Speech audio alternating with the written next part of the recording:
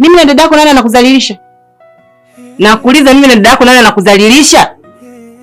Sikia nikwambie Ansi. Heshima yangu kwako naomba usiipoteze. Simuogopi dada yako, sikuogopi wewe. Ninakuheshimu tu. Kwa hiyo basi heshima yangu naomba iishie hapa vizuri. Sitaki matatizo. Sasa basi ongea vizuri na dada yako anayekudhalilisha na sio mimi. Alafu mimi naongea wewe unaondoka.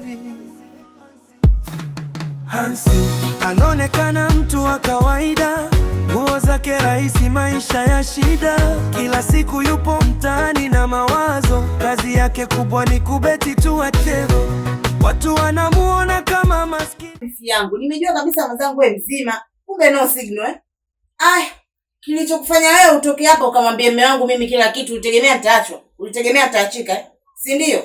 Au ulizani matatizo yetu sisi ndio yatumie fursa mimi niachike? Au unipendi wewe? Upendi mahusiano yangu na kakako Sasa sikiliza nikwambie. Tena utege sikio lako vizuri tu. Mimi nimekuja hapa kwa mambo haya. Naona unanichukulia poa sana. Unaona mimi mnyonge? Huo mdomo wako usizani mimi ninauogopa. Yaani mimi ni Mswahili kuliko unavyonifikiria. Kukushtakia matatizo yangu wewe umeenda kumwambia kakako. Kakako hapa kanasa.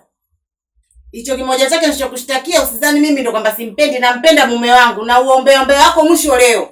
Tena ukome jishikilie mtu mzima wewe. No, unataa aibu.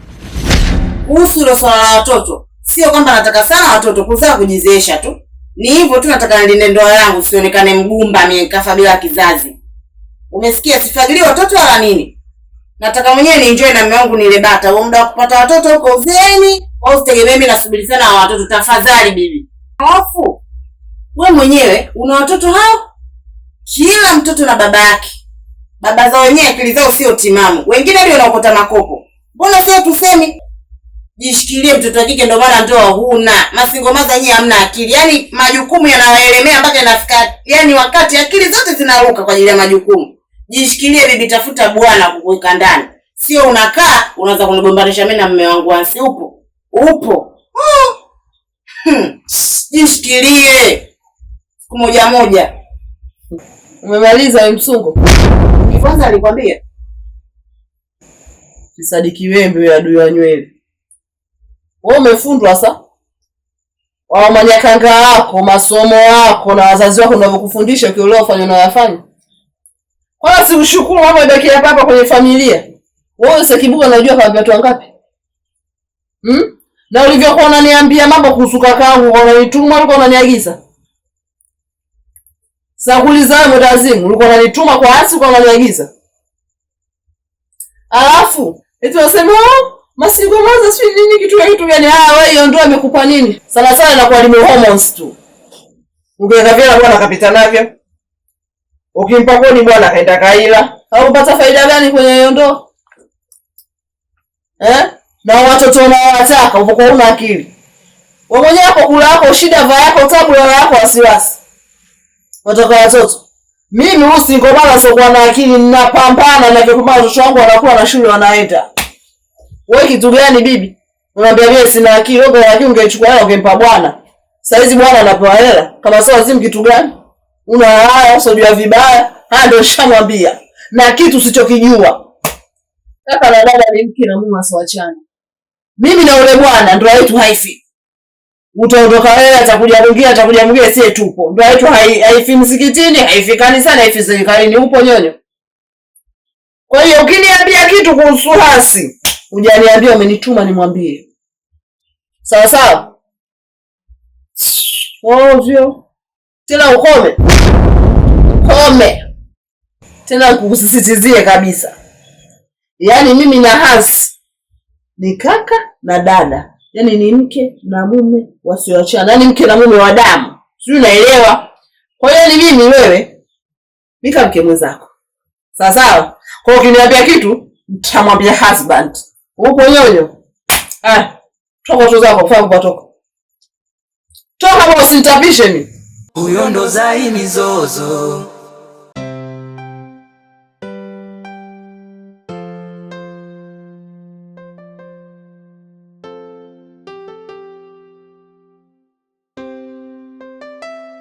Huyo ndo Zai Mizozo. kila siku matatizo, huyo ndo Zai mizozo. Asante shoga. Maana kwa nakuja kwa wasiwasi kwa sababu nikimwona sio atanikaribisha. Shida kweli haina adabu. Mizozo leo umekuja nyumbani kwangu. Umekuja kuniomba msamaha. Nakusikiliza. Ndio hiyo shoga yangu, tusameheane, si binadamu. Yaani utatoka kwenye kitu tu ya sahau shoga yangu.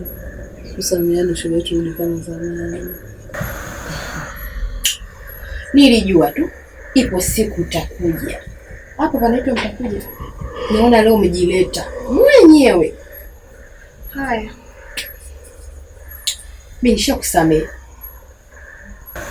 Na lile kopo lako kwa mwenyekiti ndio kichowaleta shoga yangu. Ni baba msamehe. Ni binadamu siyekamilika. Ndio wangu wote niliongea kwa mwenyekiti. Uzushi na wazushie. Nimepasi Mungu msamehe shoga yangu. Nilikuwa nafsi inanisuta. Moyo inaniuma. Sipati usingizi mwenzenu kifikiria najuta mimi Aisha.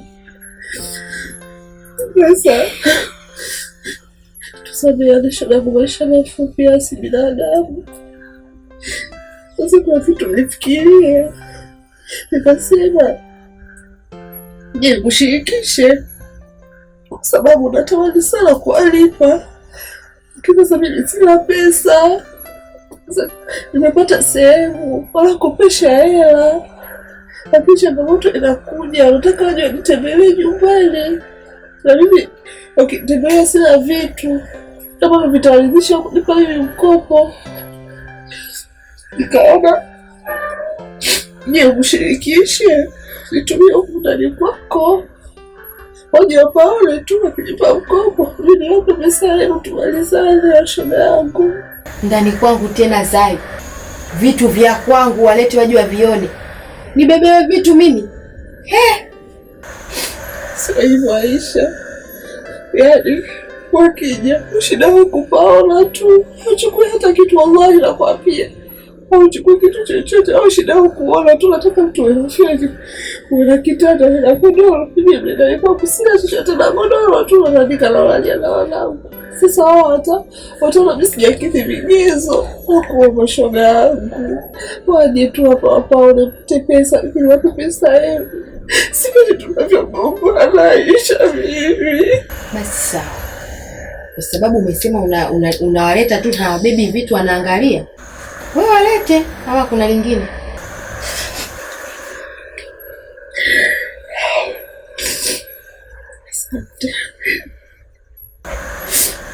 Sasa lingine nataka kunidhamini shoga yangu.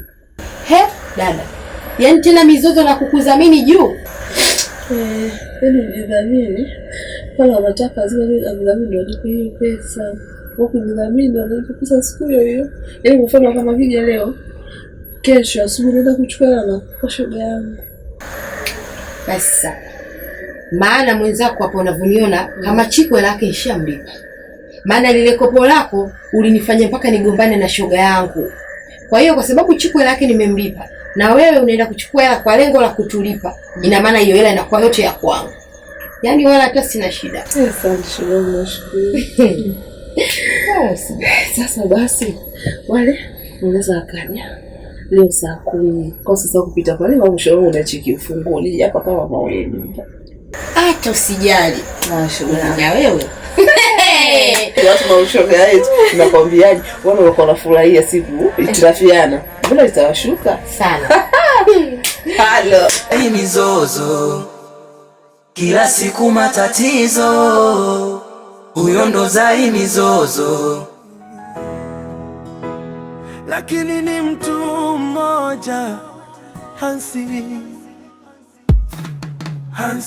anaonekana mtu wa kawaida, nguo zake rahisi, maisha ya shida. Kila siku yupo mtaani na mawazo, kazi yake kubwa ni kubeti tu atero. Watu wanamuona. Kengo vipi? Mbona leo umekuwa mnyonge hivi na nini, umesizi sana? Kuna shida? Kwa mimi ninachokiwaza ukijui kabisa. Hivi nikwambie mara ngapi kwamba mimi sina msingi unielewe? Nikwambie mara ngapi? Afu unaongea kama vile hujui kinachoendelea, unajizima data. Hivi Ansi, mimi naenda wiki ya 4. Sina biashara.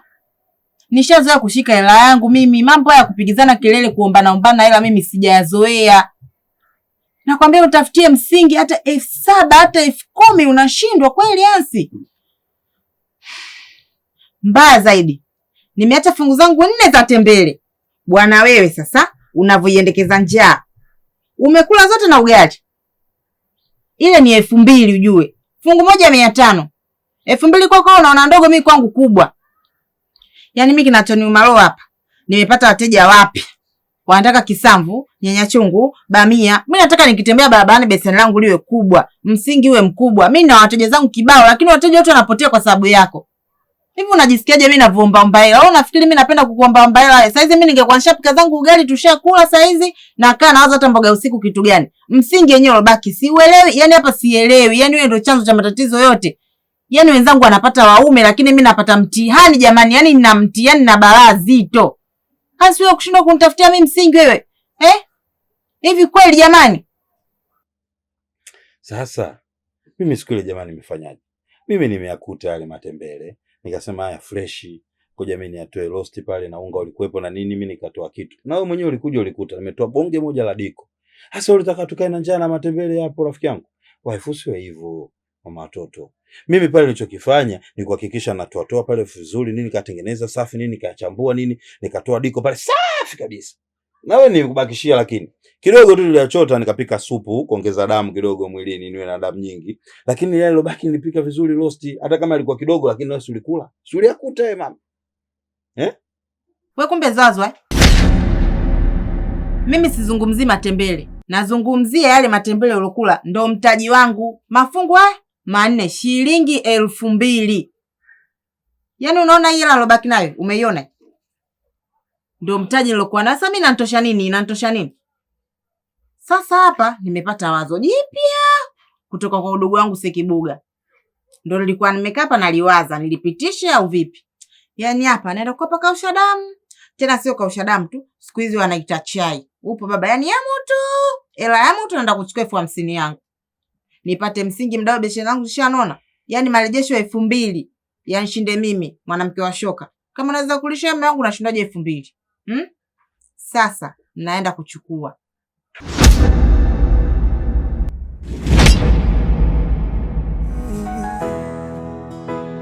Lakini ni mtu mmoja Hansi anaonekana mtu wa kawaida, nguo zake rahisi, maisha ya shida. Kila siku yupo mtaani na mawazo, kazi yake kubwa ni kubeti tu atero.